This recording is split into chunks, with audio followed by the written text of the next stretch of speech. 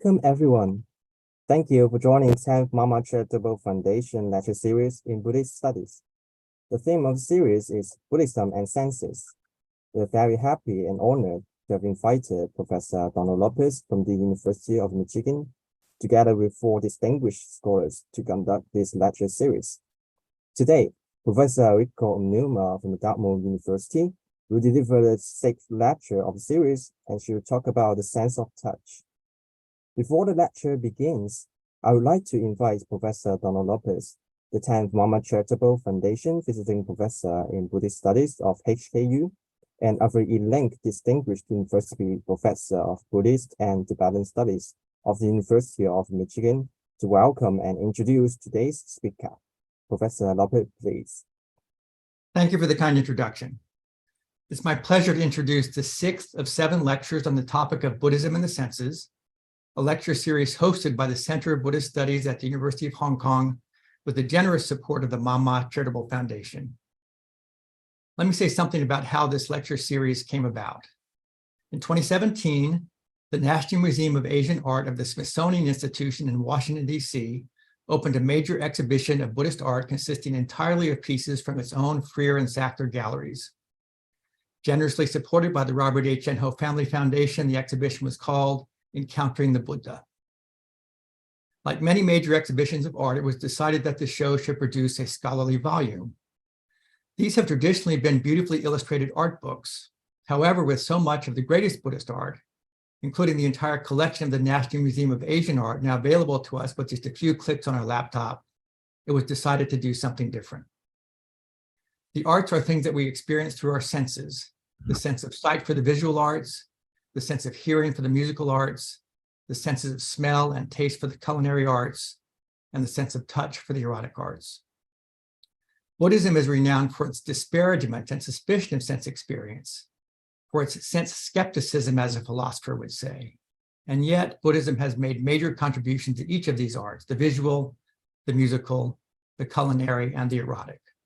Why not explore this dilemma? In July 2021, a group of 10 scholars of Buddhism met via Zoom with the National Museum of Asian Art staff for a 2-day workshop with 2 scholars presenting on each of the 5 senses. The essays that resulted from that workshop will be published by Wisdom Publications next year in a book called, as you might expect, Buddhism and the Senses. The 6th lecture in the 7-lecture University of Hong Kong series on the sense of touch will be given by Professor Reiko Ohnuma of Dartmouth College, a scholar of Indian Buddhism. The series will conclude with a lecture by me. It's my pleasure now to introduce Reiko Ohnuma. She is the Robert 1932 and Barbara Black Professor of Religion at Dartmouth College, where she serves as chair of the Department of Religion. She's also a member of Dartmouth's program in Women's, Gender, and Sexuality Studies. Educated at the University of Michigan, Professor Ohnuma is the author of 3 books, each on an entirely different topic. The first, Head, Eyes, Flesh, Blood, Giving Away the Body in Indian Buddhist Literature, examines the gruesome practice found in so many Buddhist stories of giving away body parts as the ultimate act of charity. The second, Ties That Bind, Maternal Imagery and Discourse in Indian Buddhism, examines the figure of the mother in Buddhism, especially the mother abandoned by her son, as all monks do, beginning with the Buddha himself. Her most recent book, Unfortunate Destiny, Animals and the Indian Buddhist Imagination, looks at the fate of animals among the 6 realms of rebirth. As important as these topics are, none had been the subject of a monograph before Professor Ohnuma's work. It's my pleasure now to introduce Reiko Ohnuma, who will discuss the sense of touch. Thank you, Don, for that introduction. I also want to thank the Mama Charitable Foundation and University of Hong Kong for hosting this lecture series on Buddhism and the senses. I have been trying to catch most of the lectures so far, and I wanted to begin by saying that my lecture takes a little bit of a different approach. I was very impressed that Rob DeCaroli, Don Lopez, and James Robson all managed to deal with their respective senses in a fairly global way, dealing with lots of different Buddhist phenomena across a wide range of contexts. I didn't see Lena Verschery's lecture, but she may have done so as well. In my case, I found that really difficult to do with the sense of touch. There is something about touch that is difficult to get to directly and therefore difficult to treat across a wide range of contexts. And so my talk is really more of a specific case study of touch rather than a more global treatment. So with that said, I'm going to start my PowerPoint.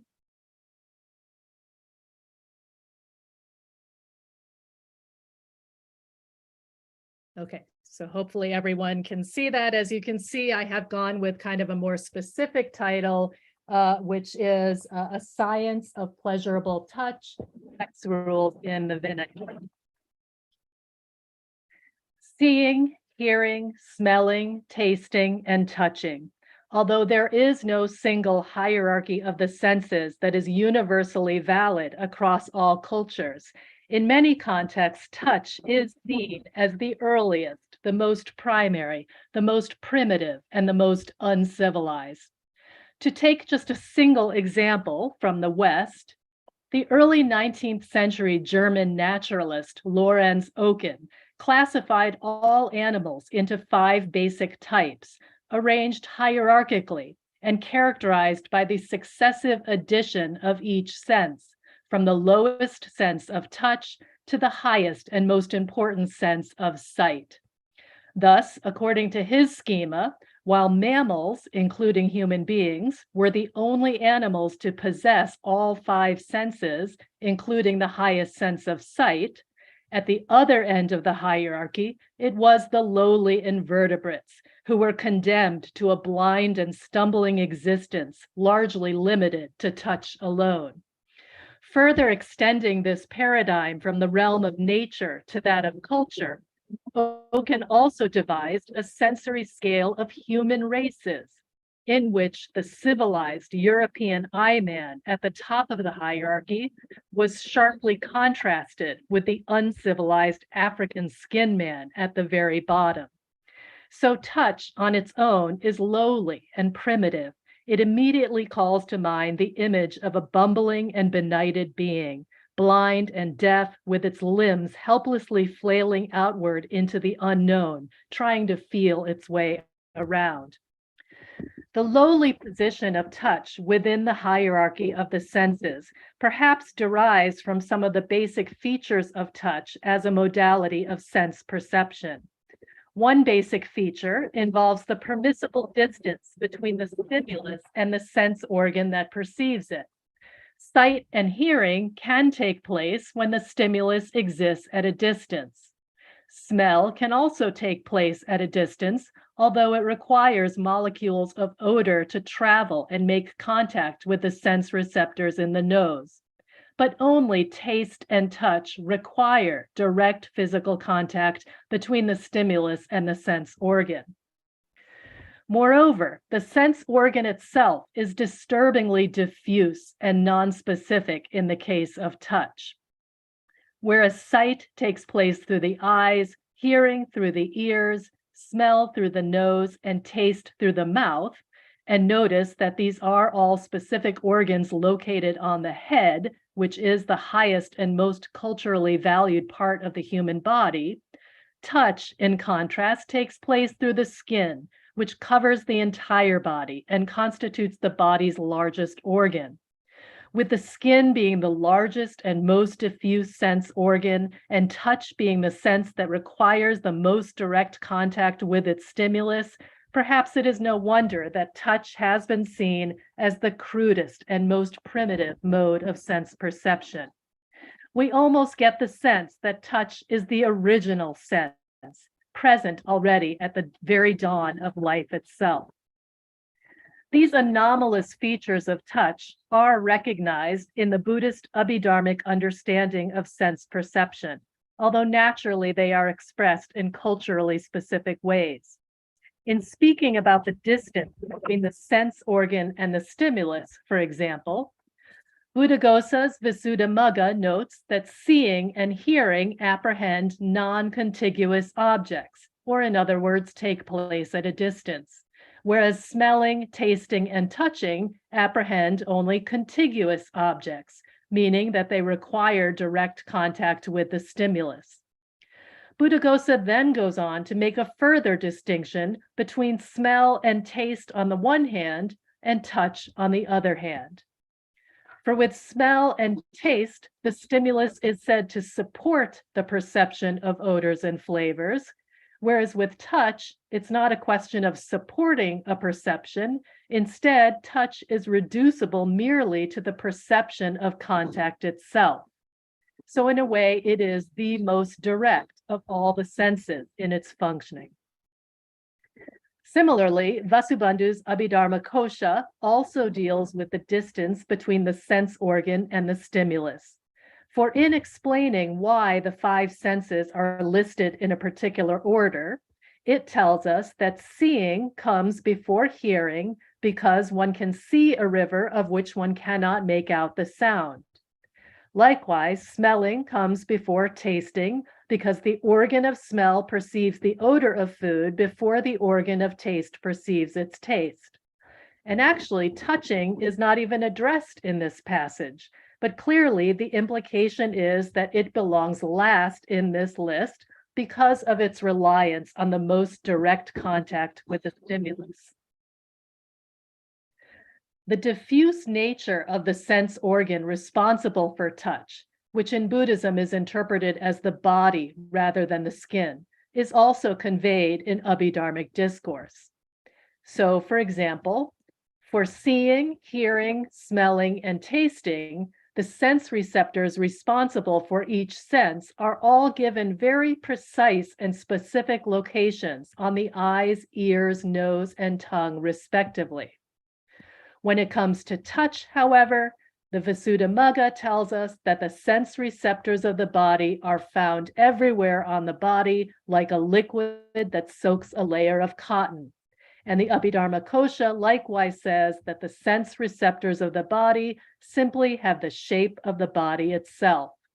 So both sources seem to recognize both the diffuse nature of the sense organ involved in touch and its need for direct contact with the stimulus. And then finally, the lowly status of touch within the hierarchy of the senses is also suggested by the Abhidharma Kosha's explanation of why sight, hearing, smell, taste, and touch are always listed in that order. And that is because the eyes are higher on the body than the ears, which are higher than the nose, which is higher than the tongue. And then it concludes by saying, as for the place of the organ of touch, that is to say the body, it is for the most part lower than the tongue. We can also discern the degraded status of touch as a sense from a passage in the Visuddhimagga, in which each sense organ's attraction to its appropriate sense object is compared to a different animal's attraction to a particular habitat.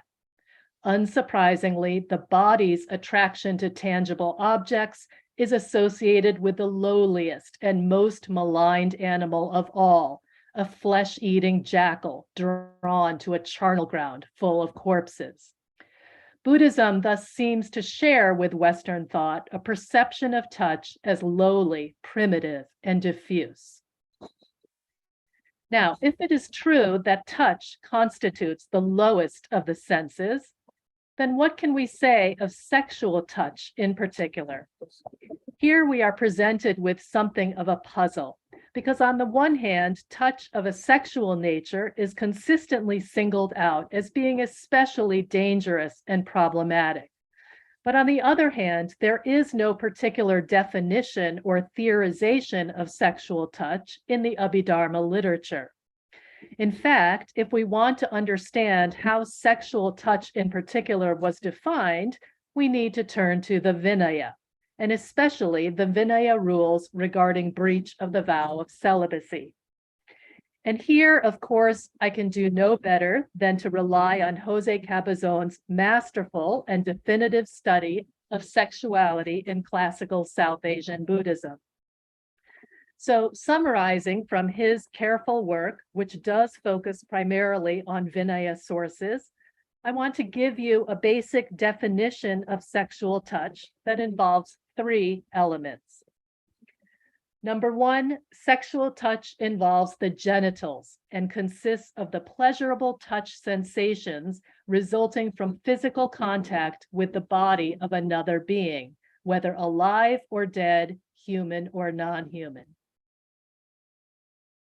Number two, for men, the conception of sex is marked by phallonormativity and places the greatest emphasis on whether or not one's penis is involved. Whereas for women, the conception of sex is marked by heteronormativity and places the greatest emphasis on whether or not the sexual partner is male. Nevertheless, for both genders, the paradigmatic sex act is penile penetration of the mouth, anus, or vagina, even to the depth of a sesame seed. Finally, a third point I will take from his discussion is that sexual touch must involve a pleasurable sensation. One must take note of the pleasure by fixating on the sexual act, and there must be volition insofar as there must be an attempt to prolong the sensation, often described in terms of movement or exertion. So based on Vinaya sources, it is relatively easy for Cabazon to provide us with a rough definition of sexual touch. And yet, this is only a definition. It doesn't really get to the actual sensory experience itself, and it does not tell us what sexual touch might feel like. The feeling itself is strangely under-described and under-theorized. And here I might observe in contrast that when it comes to touch in general, Abhidharmic discourse does attempt to get to the sensory experience itself and does attempt to tell us what it might feel like. For example, in the standard Abhidharma presentation of touch, the category of tangibility or tangible objects is in fact subject to extensive theorization. In Asanga's Abhidharma Samuchaya, for example, tangibility is further classified as softness, roughness, lightness, heaviness, flexibility, slowness, rapidity, cold, hot, hunger, thirst, satisfaction, strength, weakness, fading, itchiness, putrefaction, disease, aging, death, fatigue, rest, and energy.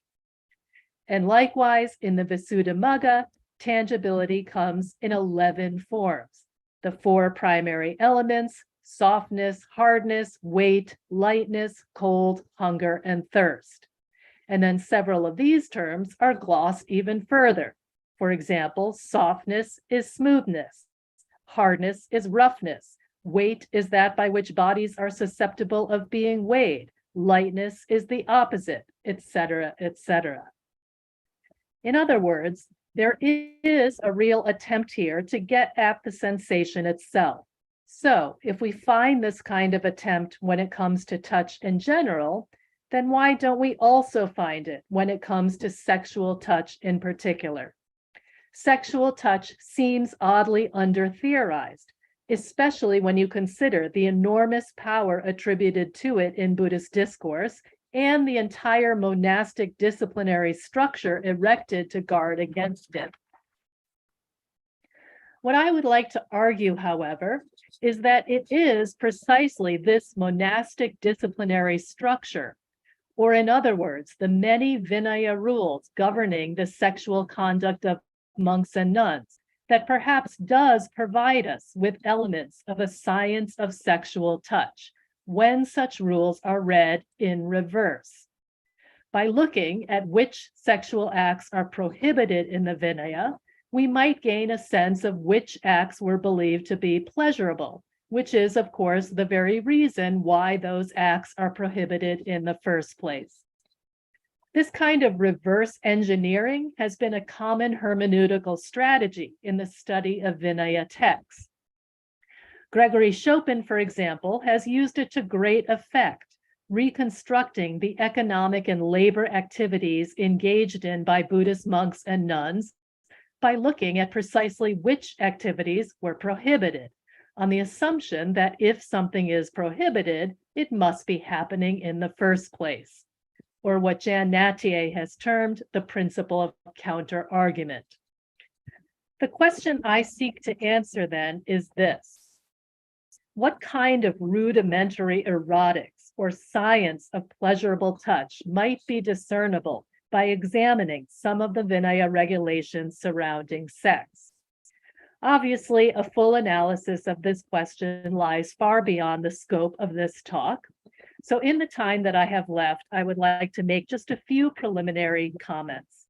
And I've arranged my comments under two headings: cataloging touch and a geometry of contact. Okay, so let's begin with cataloging touch. We just saw that when it comes to touch in general, Abhidharma sources do seek to catalog the many types of sensations that might be included under the general category of tangibility, using concepts that we ourselves might also invoke to describe the different sensations caused by the stroke of a feather on one's neck, the brush of sandpaper against the skin, or the whack of a palm against one's cheek. Concepts like softness, roughness, and so on. So, is there any analog to this cataloging when it comes to sexual touch in particular? Well, in fact, as we all know, the cataloging impulse is fundamental to the entire Vinaya project. One of the basic features of Vinaya jurisprudence is that it does not deal with broad ethical principles. Instead, it focuses on concrete and specific actions, prohibiting each inappropriate action or slight variation of such an action only when a specific instance of it arises within the monastic community. So, for example, rather than prohibiting something as general as, say, masturbation, Vinaya law tends to imagine all of the different ways in which a person might masturbate, and then has the Buddha prohibit each and every one. In this way, the Vinaya seeks to erect a comprehensive edifice of rules to follow, leaving nothing open to question. Yet, if we take such catalogs of prohibited sexual touch and read them in reverse, they might be seen as offering a rudimentary categorization of the pleasures of sexual touch. Let us take, for example, the first Sanghadisesa rule for monks in the Pali Vinaya, which tells the delightful story of the dissatisfied monk Sayasaka, who is thin, haggard, and pale, his veins protruding all over his limbs, until, that is, the monk Udayi teaches him to make a habit of emitting semen with your hand, whereupon Sayasaka becomes handsome, his features rounded, his face a good color, his skin clear. This eventually leads the Buddha to promulgate a rule: intentional emission of semen is an offense entailing suspension, which is later modified to include the phrase, except while dreaming. Further legislation makes it clear that the particular mode of masturbation does not matter, as long as the monk intends to emit semen, makes an effort to emit semen, and then emits semen, there is an offense entailing suspension. Whereas without the intention and the effort, there is no offense. The general principle behind the rule seems clear, and the rule seems complete as it stands. Nevertheless, the text then goes on to specify that this general principle pertains to all of the following cases. Here, I won't bother reading through all of them. I'll just let this list kind of wash over you. So the question here is, why is it necessary to provide such a list when the general principle behind the rule has already been made clear? I would contend that this list might be seen as a kind of catalog of sexual touch. And the categories within this catalog can be seen in different ways. Many items on this list seem primarily concerned with causation. What causes arousal and ejaculation? Well, the list tells us that this might be caused without any touch at all, or it might be caused by direct stimulation of the penis, or it might be caused by stimulation of areas of the body that are close to the penis, or it might be caused by natural substances brushing against the penis, or it might be caused by interaction with other people, or it might be caused by some other unclear mechanism. But in addition to causation, another way of seeing many of the categories on this list is that perhaps they're directly concerned with sensation and how different modes of masturbation might lead to slightly varying sensations. Taken as a whole, I would say that this list provides us with a proto-science of pleasurable touch and a rudimentary catalog of varying penile sensations. While the first Sanghadisesa rule pertains to the monk himself being touched, the second Sanghadisesa rule, again from the Pali Vinaya, pertains to the monk touching others. This rule, whose origin story again features the lustful monk Udayi, states as follows. If a lustful monk makes physical contact with a woman touching any part of her body, he commits an offense entailing suspension. So notice that while the rule makes it clear that physical contact of any type constitutes an offense, it doesn't really tell us what modes such contact might take or what these various modes might feel like. Perhaps this is why the rule is followed by a list of the 12 different forms physical contact might take. Physical contact, touching, stroking, downwards, stroking upwards, pulling down, raising up, pulling, pushing, squeezing, pressing, taking hold of, contacting. And after that, it then goes on to further gloss each one of these terms. I won't bother reading through these, but you get the basic idea. While such a list might simply be dismissed as a case of Vinaya scholasticism run amok, it is also possible to read it as a catalog of bodily encounters, encompassing not only the sensation of touch, but the kinesthetic and proprioceptive senses as well. I suspect that any monk who studies such a list not only learns which actions are forbidden, but also mentally performs each type of movement, picturing to himself two bodies moving through space and imagining their corresponding touch sensations. One final example of the cataloging impulse can be seen if we compare the same rule as it exists in two different Vinaya traditions. In the Mahasangika Vinaya, the Pachatika offenses for nuns, that is to say the minor offenses that require only expiation, include as number 133 the following.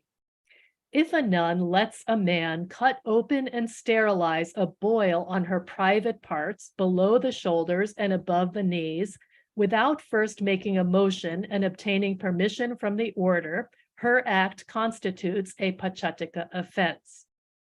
The rule then goes on to specify that the nun should have a woman do this rather than a man, suggesting that the action being prohibited is potentially sexual in nature and might inflame the nun with passion. And yet, beyond the phrase cut open and sterilize, the rule does not go into any detail regarding the man's engagement with the nun's body. If we look at the corresponding rule in the Pali Vinaya, however, we will find a fuller enumeration. Pachatiya number 60 for nuns in the Pali Vinaya states as follows. Whatever nun, without having obtained permission from an order or from a group, should, together with a man, the one with the other, make a boil or a scab that has formed on the lower part of her body, burst or break, or let it be washed or smeared or bound up or unbound, there is an offense of expiation. Here we learn that there are multiple ways of engaging with a boil on one's body, including bursting, breaking, washing, smearing, binding, and unbinding. The basic idea that a nun is prohibited from having a man engage in any way with a wound on her body seems clear enough, yet the text here indulges us with a mini catalog of varying sensations. Anyone who has spent a pleasant childhood afternoon picking away at a hardened scab will likely recognize the pleasurable tactile sensations that are here being invoked. Okay, although I could give you yet more examples of this cataloging impulse, I think the ones I have gone over will suffice. How can we make sense of these catalogs of sexual touching that we find in the Vinaya? Well, strangely enough, perhaps the closest non-Buddhist analog can be found in a text that might otherwise be seen as the very opposite of Buddhist monastic discipline, and that is Vatsyayana's classic 3rd century CE Manual of Sex and Love, the Kama Sutra. Here too, we find the cataloging impulse given free rein, for in the course of its discussion, as Wendy Doniger and Sudhir Kakar point out, the text enumerates 12 embraces, 17 kisses, 16 bites and scratches, 17 sexual positions, 6 unusual acts, 16 slaps and screams, 10 sexual strokes of a man, etc. Here, we might look at just a single passage to see that although Vatsyayana's language is altogether more sensual than anything we might find in the Vinaya, the two genres are otherwise quite similar in their cataloging of sexual touch. Speaking of several different varieties of kissing, Vatsyayana notes, he grasps her upper lip while she is kissing him. This is called kissing the upper lip. One partner grasps the other's 2 lips with the tongs made of the 2 lips. This is called the bowl. One partner may rub the tongue over the other's teeth, palate, or tongue, and this is called the battle of tongues. Kisses may be applied moderately, with pressure, with curved lips, or gently. Those are the varieties of kisses. Doniger and Kakar describe these kinds of lists or catalogs as a quasi-scientific feature typical of the Shastras in general, whose intent seems to be to convey an aura of totality to one's command over a particular body of knowledge. So why would celibate Buddhist monks be concerned with conveying an aura of totality to their command over the arena of sex? Perhaps we can speculate that the heightened danger attributed to sexual touch, its power to stoke a monk's passion and lead him down the path to destruction, led Buddhist monastic redactors to attempt to subject it to total control by giving it as thorough an accounting as possible. So in place of a general prohibition against sexual behavior en masse, Buddhist authors felt compelled to imagine to themselves every mode and permutation of sexual touch and the resulting touch sensations, judging each variety for its ability to generate pleasure and thus its corresponding degree of culpability. But of course, this effort to thoroughly legislate, prohibit, restrain, and tame the vast wild country of sexual pleasure must ultimately be doomed to failure. The Kama Sutra itself is under no such illusion, for as Vatsyayana notes, this is no matter for numerical lists or textbook tables of contents. For people joined in sexual ecstasy, passion is what makes things happen. Okay, let me move on now to a second theme I want to explore, which I am calling a geometry of contact. So what do I mean by this? As we've seen, touch as a sensory phenomenon always involves direct physical contact between the sense organ and the stimulus. In fact, touch is reducible to nothing other than the perception of this contact itself. If this is true, then perhaps in the case of sexual touch, we can judge the severity of some of the more minor sexual offenses by the degree to which they approach, approximate, or achieve such direct contact. And what this sometimes seems to lead to is a quantifying language, a language of measurement, mathematics, or geometry. So just as there is a cataloging impulse, there is also a kind of mathematical impulse in trying to legislate against sex. To illustrate this point, we can consider the first Parajika rule for nuns in the Pali Vinaya, which states, whatever nun filled with desire should consent to rubbing or rubbing up against or taking hold of or touching or pressing against a male person below the collarbone above the circle of the knees, if he is filled with desire, she also becomes one who is defeated. She is not in communion. So basically, this is a rule that prohibits the nun from having any direct physical contact with a man, and classifies it as the most serious category of offense. Following the rule itself, however, we are then told that if the nun rubs her body against something attached to the man's body, or if she rubs something attached to her body against his body, both of which might be described as direct physical contact once removed, then she is guilty only of a grave offense. Moreover, if she rubs something attached to her body against something attached to his body, which might be described as direct physical contact twice removed, then she is guilty only of an offense of wrongdoing. Also falling into this least serious category of offense are the following cases. If she rubs something cast away from her body against his body, or against something attached to his body, or against something cast away from his body.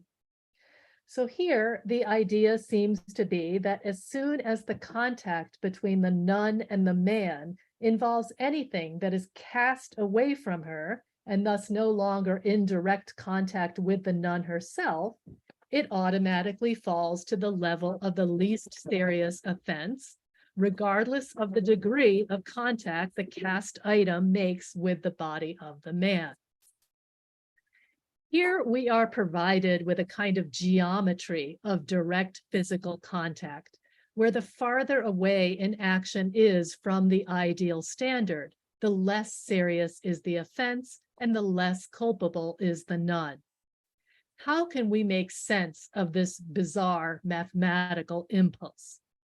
If we keep in mind that the problem with sexual behavior of any type is the fact that it is a manifestation of sexual desire, and if we recognize that desire is an internal mental state and therefore not visible or legislatable from the outside, then perhaps we can say that there is an impulse within Buddhist monastic discourse to detect and measure and quantify desire through its external manifestation, the geometry of physical bodies as they move through space. Thus, a woman who rubs up directly against a man can be presumed to be experiencing more desire than a woman who uses a stick or some other implement to touch the body of the man, who is herself experiencing more desire than a woman who throws some item to make contact with a man. Granted, this is not an exact science, but when it comes to the vagaries of sexual desire and the practical need to legislate it, it is perhaps the best one can do. A similar attempt to quantify sexual desire and reduce it to mathematical terms can be seen in the fifth Pachatiya rule for nuns in the Pali Vinaya. Here we are told that one day Mahapajapati approaches the Buddha and tells him that the nuns are not smelling very good, whereupon the Buddha allows them to douche their vaginas with water.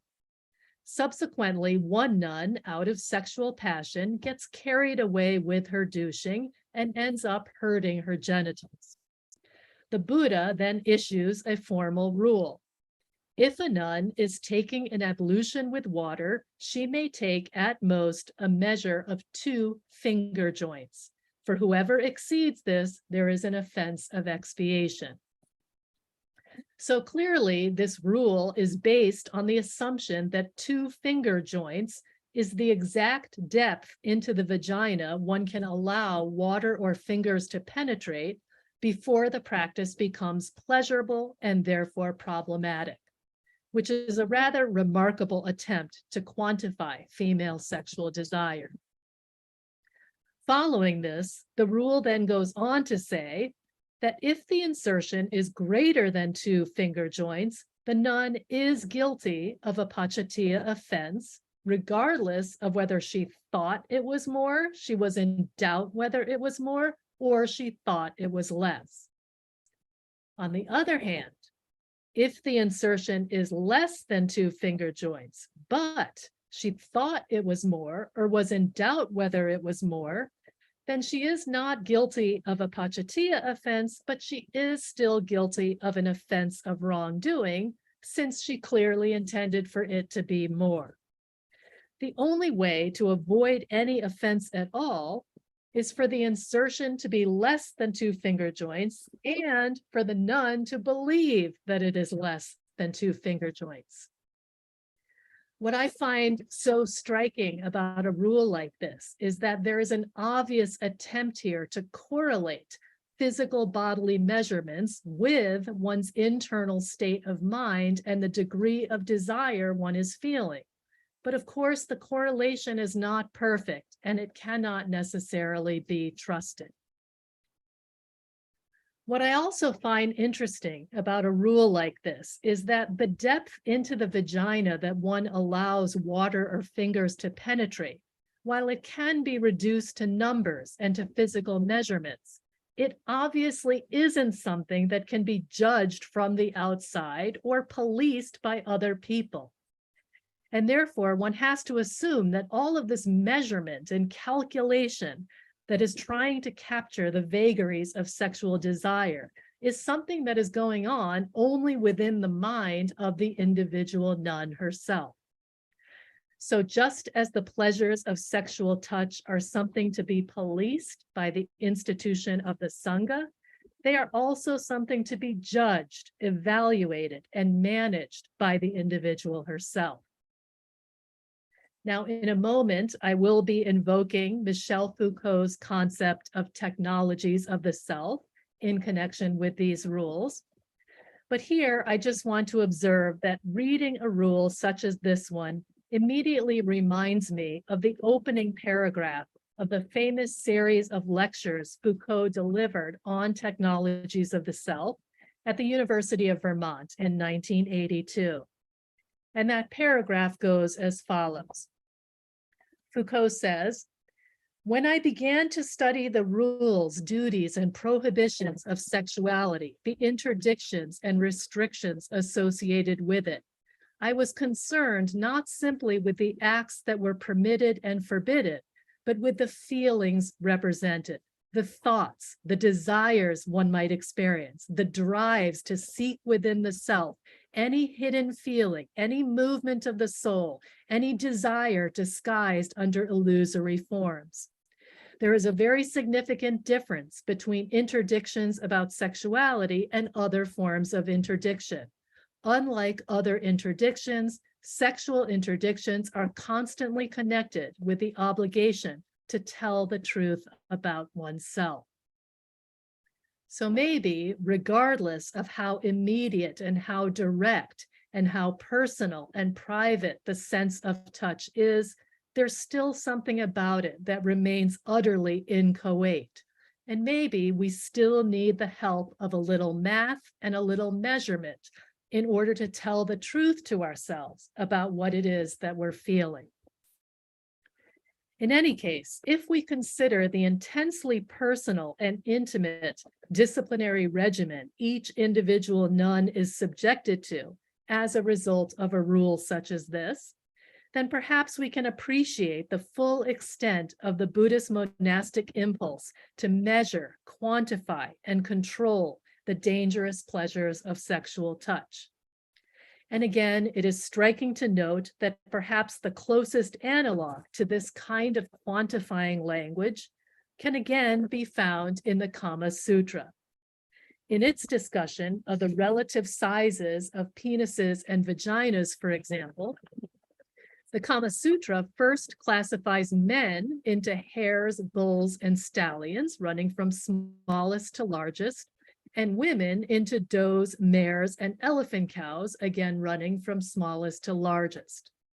It then tells us that among the possible pairings of men and women in sexual intercourse, the 3 equal in size couplings are the best, the 2 couplings with the greatest discrepancy in size are the worst, and the remaining couplings are intermediate. Although among the intermediate cases, it is better for the man to be larger than the woman. So again, we see this attempt to reduce sexual pleasure to a matter of math, measurement, and geometry. For Buddhist Vinaya literature, the attempt is to control and thus prevent such pleasure, whereas for the Kama Sutra, the attempt is to control and thus maximize such pleasure as much as possible. But ultimately, of course, the human imagination motivating sexual touch and the endless varieties it might take can never be reduced to numerical terms, just as they cannot be enumerated in a catalog. Once again, Vatsyayana, the worldly author of the Kama Sutra, proves himself to be much more willing to recognize this than the monastic redactors of the Vinaya. For, as he states, the territory of the text extends only so far as men have dull appetites. But when the wheel of sexual ecstasy is in full motion, there is no textbook at all and no order. Let me begin to move now toward a conclusion. How should we make sense of the strange confluence we find between Buddhist monastic discipline and the Kama Sutra in their treatment of sexual touch? In an interesting article called Technologies of the Self, Courtly Artifice and Monastic Discipline in Early India, the historian Daud Ali addresses both the opposition but also the parallel between 2 new social categories that only developed in the post-Vedic period. And those are the Buddhist monk or bhikshu on the one hand, and the wealthy urban householder connected to the royal court or nagarika on the other hand. And it is the nagarika that the Kama Sutra addresses itself to. And what Ali notes is that on the one hand, these 2 figures obviously stand in direct opposition to each other. As he puts it, the daily routine of the Buddhist monk formed a complete inversion of the courtier's life of pleasure. In fact, all of the practices of beauty, adornment, and pleasure that were to be consciously cultivated by the nagarika were precisely those practices that were forbidden by the monastic rules of the Buddhist bhikshu. On the other hand, however, this opposition was founded upon a deeper commonality or a shared historical context in which both figures were mutually imbricated. Both the bhikshu and the nagarika were part of a new urban society that was far more individualistic in nature than Vedic society had been. And both came from the non-productive classes of urban society, far removed from the constant cycles of agricultural consumption and destruction that had characterized the Vedic sacrificial world. According to Ali, within this newly developing and highly individualized urban context, both figures, the bhikshu and the nagarika, seem to have shared an underlying conception of the external world as a series of marks and signs whose skillful interpretation and management were crucial for proper comportment and conduct. Again, as he puts it, just as the monk was to disengage with the signs of phenomenal reality through withdrawal and analysis, the courtier was to engage with and manipulate these signs to make his way at court. To manage their interactions with the marks and signs of the external world, both figures were concerned with developing what Michel Foucault has called technologies of the self.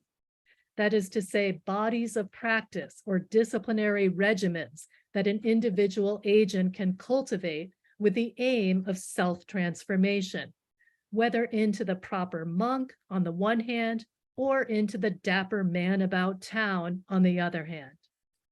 Thus, he concludes, monastic and courtly practice can usefully be seen as inverse technologies of the self. On the one hand, the regimen of the bhikshu and the regimen of the nagarika are the very opposite of each other. On the other hand, both regimens share a common historical context, and both appear to have lended themselves well to both a cataloging impulse and a mathematical impulse. Here we can perhaps conclude that although touch may be the most primitive of the senses, and sexual touch may be its most degraded form, it too was subjected to refinement, elaboration, artifice, and explicit theorization as a result of larger historical processes. Finally, in a more general sense, we might also conclude that both the celibate Buddhist monk and the wealthy urban householder were equal partners in the enterprise of touch. By touching and dealing with gold, silver, and money, wealthy merchant householders were able to support the Buddhist Sangha economically. And by refraining from touching gold, silver, and money, Buddhist monks fashioned themselves into great fields of merit or worthy recipients of such householders' donations, which would be more than repaid in the spiritual currency of karmic merit. Similarly, by penetrating bodily orifices to the depth of much more than a sesame seed, wealthy urban householders were able to produce sons and daughters. And by refraining from such penetration, the Buddhist Sangha made itself into a worthy collective to receive such sons and daughters as new monks and nuns to replenish their own ranks. In this way, the laity provided the Sangha with material sustenance for this life, while the Sangha provided the laity with spiritual sustenance for the next. But both transactions were enacted through the medium of touch. Thank you. I look forward to your questions. Yep. Thank you everyone for joining. And thank you once again, Professor Lopez and Professor Ohnuma, for sharing your insight with us today. Our next lecture will be held next Saturday at 8 in the evening in Hong Kong, and Professor Lopez will conclude this lecture series. So please don't miss it, and we hope to see you again in the coming lectures. Thank you very much.